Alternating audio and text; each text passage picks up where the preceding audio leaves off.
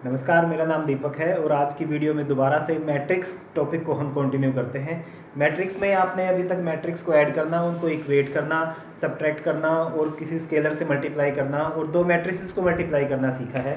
कुछ मैट्रिसेस की जो बाय नेम जो उनकी डेफिनेशन है, जैसे row matrix, column matrix, rectangular matrix, square matrix भी आपने देखे हैं।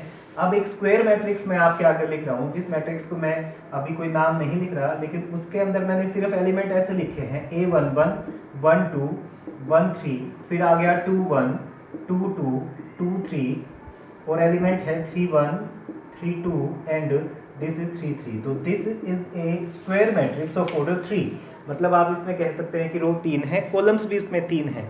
अब अगर इस स्क्वायर मैट्रिक्स के एलिमेंट्स की पोजीशन पे हम ध्यान दें, तो ये वाले जो एलिमेंट्स आपके पास आ रहे हैं, इसमें जो नंबर ऑफ रो है वही नंबर कॉलम का भी है। मतलब अगर फर्स्ट रो है तो कॉलम भी 1 है, रो नंबर 2 है तो कॉलम नंबर भी 2 है, रो नंबर 3 कॉलम नंबर भी 3। तो ऐसे एलिमेंट्स जो जिसकी पोजीशन नंबर ऑफ रो और नंबर ऑफ कॉलम सेम होती है, उन एलिमेंट्स को बोलते हैं डायगोनल एलिमेंट्स। तो डायगोनल एलिमेंट्स हैं इसमें A11, A22, A33। अच्छा, ये आपको ध्यान रखना है कि डायगोनल एलिमेंट्स सिर्फ स्क्वायर मैट्रिक्स में ही मिलेंगे, रेक्टेंगुलर मैट्रिक्स में डायगोनल एलिमेंट्स नहीं होते हैं। तो स्क्वायर मैट्रिक्स के अंदर ये डायगोनल एलिमेंट्स हैं। अच्छा, अब अगर आपके पास कोई एक मैट्रिक्स ऐसा है जिसमें सिर्फ डायगोनल एलिमेंट्स तो आपके पास नॉन जीरो हैं, बाकी सारे एलिमेंट्स जीरो हैं। आपने ध्यान से अगर देखा तो सिर्फ डायगोनल एलिमेंट्स की जो पोजीशन है वो नॉन जीरो एलिमेंट से मैंने फिल की है, बाकी सारे एलिमेंट्स जीरो हैं। अब इन तीन डायगोनल एलिमेंट में से भी ऐसा जरूरी नहीं है कि तीनों नॉन जीरो हो, कोई एक, कोई दो या तीनों अगर नॉन जीरो हैं तो ऐसे मैट्रिक्स को बोलते हैं डायगोनल मैट्रिक्स। तो ये मैट्रिक्स है डायगोनल मैट्रिक्स। ये इसके नाम से ही आपको सारे मैट्रिक्स की डेफिनेशंस क्लियर होती जाएंगी। अब एक स्क्वायर मैट्रिक्स तो ये है ही, साथ ही ये डायगोनल भी बन गया। अब एक ऐसा डायगोनल मैट्रिक्स जिसके सारे डायगोनल एलिमेंट इक्वल हैं, सारे के सारे ए, ये नेगेटिव भी आ सकते हैं, पॉजिटिव भी, फ्रैक्शनल भी आ सकते हैं। तो ऐसे स्क्वायर मैट्रिक्स को, जो कि डायगोनल मैट्रिक्स था और अब उसका हर एक डायगोनल एलिमेंट इक्वल आ गया, ऐसे डायगोनल मैट्रिक्स को हम बोलते हैं स्केलर मैट्रिक्स। अब स्केलर मैट्रिक्स बनने से पहले ये डायगोनल मैट्रिक्स है और उससे पहले ये स्क्वायर मैट्रिक्स है। उसके बाद अब एक ऐसा स्केलर मैट्रिक्स जिसका हर एक डायगोनल एलिमेंट इक्वल तो है और वो इक्वल टू 1 है। अब ये मैट्रिक्स स्क्वायर भी है, ये डायगोनल मैट्रिक्स भी है, ये स्केलर मैट्रिक्स भी है, लेकिन एक ऐसा स्केलर मैट्रिक्स जिसका हर एक डायगोनल एलिमेंट इक्वल टू 1 होता है, इसको आप बोलते हैं आइडेंटिटी मैट्रिक्स। तो ये आइडेंटिटी मैट्रिक्स है और इसको लिखा जाता है I से, और क्योंकि ये 3 ऑर्डर का स्क्वायर आइडेंटिटी मैट्रिक्स है तो इसको हम I3 लिखते हैं।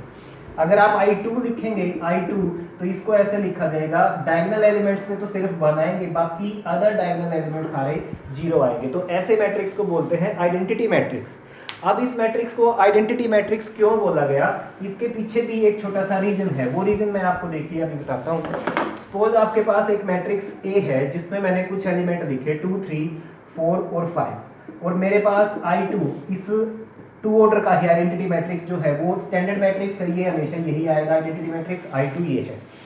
अब मैं अगर A को I से मल्टीप्लाई करता हूँ तो देखिए मेरे पास क्या रिजल्ट आएगा, 2 3 4 5 एंड दिस 1 0 0 1। दोनों ही मैट्रिक्स सेम ऑर्डर के स्क्वायर मैट्रिक्स हैं, तो ये बिल्कुल मल्टीप्लाइएबल हैं। और फर्स्ट की कॉलम सेकंड की रो छोड़ने के बाद नए आंसर का ऑर्डर आपके पास 2/2 आएगा। तो AI की वैल्यू देखिए जरा क्या आने वाली है। फर्स्ट रो मल्टीप्लाई होगी फर्स्ट कॉलम से, ये बन गया 2 + 0 यानी कि 2। फिर फर्स्ट रो सेकंड कॉलम से जब मल्टीप्लाई हुई तो ये आ गया 0 + 3 यानी कि ये 3 बन गया। फिर सेकंड रो फर्स्ट कॉलम से 4 + 0 ये 4 आ गया, और फिर सेकंड रो सेकंड कॉलम से 0 + 5 ये आ गया 5, और ये बन गया इक्वल टू A। इसका मतलब इस आइडेंटिटी I मैट्रिक्स ने A के साथ मल्टीप्लाई होने के बाद भी मैट्रिक्स A की आइडेंटिटी को मेंटेन रखा, उसको चेंज नहीं हुआ। एक भी एलिमेंट आप देख सकते हैं चेंज नहीं हुआ।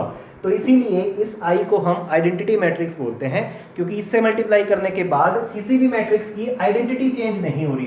तो अभी आपने देखा AI, अब मैं मल्टीप्लाई करने वाला हूं I को पहले रख के और A को बाद में रख के। तो I है 1 0 0 1 और A मैट्रिक्स है आपके पास 2 3 4 5, दोनों 2/2 के मैट्रिक्स हैं। तो मल्टीप्लाई होके आंसर देखिए क्या आएगा। पहले फर्स्ट रो फर्स्ट कॉलम के साथ, ये बन गया 2, ये बन गया 0, तो एलिमेंट आ गया 2। उसके बाद फर्स्ट रो सेकंड कॉलम के साथ 3 प्लस 0, यहाँ आएगा 3, फिर सेकंड रो फर्स्ट कॉलम के साथ 0 प्लस 4, ये एलिमेंट आ गया 4, फिर सेकंड रो सेकंड कॉलम के साथ 0 प्लस 5, ये आ गया 5, तो ये आ गया इक्वल टू ए। तो इसका मतलब आपने यहाँ पे क्या देखा कि अगर आपके पास आइडेंटिटी मैट्रिक्स है कोई, मतलब आइडेंटिटी मैट्रिक्स 2 का भी हो सकता है, ऑर्डर 3 का भी हो सकता है, आप उसको a को i से मल्टीप्लाई करें या i को पहले a के साथ लिखें और फिर बाद में a, तो हर केस में इसका आंसर मैट्रिक्स a ही आएगा। आप इसको ऐसे भी कह सकते हैं कि आइडेंटिटी मैट्रिक्स से कोई भी मैट्रिक्स अगर मल्टीप्लाई हुआ तो उससे मैट्रिक्स की आइडेंटिटी पे कोई फर्क नहीं पड़ता, तो इसलिए इसको आइडेंटिटी मैट्रिक्स भी बोलते हैं। अब आइडेंटिटी मैट्रिक्स पे बेस एक सम है जो मैं आपको एक्सप्लेन करना चाह रहा था। गिवन ये है कि A matrix is 3 minus 2 and 4 minus 2 and identity is given, I2 is given 1 0 0 1 and we have some equation कि as ये गिवन है कि if मैट्रिक्स A का स्क्वायर जो है A स्क्वायर वो है K times of A minus 2I and we want to find the value of this unknown K। तो इस इक्वेशन को सोल्व करने के लिए आपको जो सारे बेसिक अभी तक हमने मैट्रिसेस में सीखे हैं कि how to multiply two matrices, how to find the integral powers of A square matrix, how to multiply a scalar number with a matrix and how to subtract two matrices, ये सारा का सारा इस एक छोटे से न्यूमेरिकल में आपको दोबारा से रिवाइज हो जाएगा। तो सबसे पहले आपको जब ये इक्वेशन गिवन है तो आप यहाँ ए स्क्वायर की, के ए की और 2i की वैल्यूज अगर निकाल दें फिर उसको इक्वेट करने से शायद के हम निकाल पाएंगे इजीली। तो अब मैं यहाँ पे ए स्क्वायर पहले निकाल रहा हूँ। ए स्क्वायर का मतलब है ए इंटू ए, तो ए मैट्रिक्स को मैंने लिखा 3 - 2 4 - 2 और ए स्क्वायर है क्योंकि ये 3 - 2 4 - 2 डायरेक्ट होएगा। अब ए स्क्वायर की वैल्यू क्या आने वाली है वो आपको डायरेक्ट देखनी है। ये फर्स्ट रो फर्स्ट कॉलम के साथ ये बनेगा 9 और ये -2 × 4 -8, 9 - 8 इज इक्वल टू 1। उसके बाद फर्स्ट रो सेकंड कॉलम से ये बन गया -6 और ये बन गया +4, -6 + 4 इज -2। फिर सेकंड रो फर्स्ट कॉलम से मैं कर रहा हूँ 12 - 8, ये एलिमेंट आ गया 4 और फिर सेकंड रो सेकंड कॉलम से -8 + 4 ये आ गया -4 एंड इज इक्वल टू ये मैट्रिक्स एज इट इज यहाँ पे आ गया। ये मैट्रिक्स बन गया आपके पास ए स्क्वायर। उसके बाद मैं वैल्यू निकाल देता हूँ के टाइम्स ए की, हालांकि अलग से निकालने की जरूरत नहीं थी। के ए का मतलब है आपको ये मैट्रिक्स के हर एक एलिमेंट को के से मल्टीप्लाई कर देना है, तो ये बन जाएगा 3k - 2k 4k and -2k। And उसके बाद अगर मैं ये 2i की वैल्यू भी निकालना चाहूँ तो 2i क्या बन जाएगा, सिंपल सा है कि आइडेंटिटी मैट्रिक्स के हर एक एलिमेंट को 2 से आपने मल्टीप्लाई कर देना है, तो ये 2 0 0 2 बन जाएगा। अब जो गिवन कंडीशन है मैं उसको इक्वेशन नंबर 1 मान देता हूँ, ये इक्वेशन 1 थी। तो 1 का मतलब आपके पास आ गया 1 - 2 4 एंड -4 एक ए स्क्वायर जो है वो किसके इक्वल आ गया, के ए मीन्स 3k माइनस, ये माइनस अलग से लिखना चाहिए आपको ताकि एलिमेंट के साथ है, ये 3k - 2k ना बढ़ा जाए, 4k and -2k and -2i, 2i का मतलब है 2 0 0 2।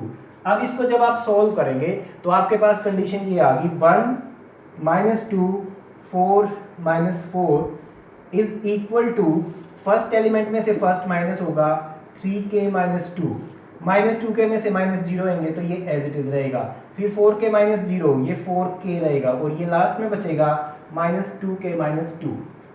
अब जब दो मैट्रिसेस इक्वल होते हैं तो आपको पता है कि corresponding elements will be equal, तो फर्स्ट एलिमेंट फर्स्ट के इक्वल आएगा। यहां से आप इसको कंपेयर कर सकते हैं कि 1 इज इक्वल टू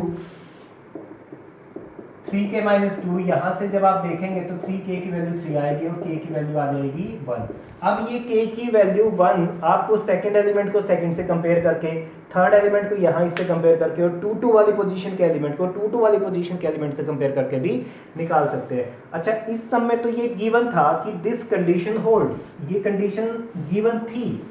किसी सम में अगर आपसे पूछा गया हो कि find the value of k for which the value of A square will be equal to K A - 2i, मतलब k की किस वैल्यू के लिए ये इक्वल आ जाएंगे, तो उसमें हम क्या करते हैं, जब यहाँ तक का सम हम कर चुके होते और अगर k की वैल्यू हर बार, मतलब 1 को यहाँ कंपेयर करके k की वैल्यू 1 आई, इनको कंपेयर करके भी अगर 1 आ जाए, इनको कंपेयर करके भी 1 आए और इससे भी 1 आए, तभी हम कह सकेंगे कि k की वैल्यू 1 के लिए ये इक्वेशन होल्ड करेगी।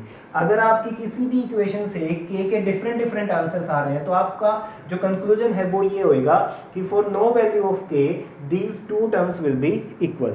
लेकिन इस केस में ऐसा गिवन था, आपको सिर्फ k की वैल्यू निकालनी थी। तो k की वैल्यू निकालने के लिए ये हमने मैट्रिक्स के सारे ऑपरेशंस इस सब में यूज करे हैं।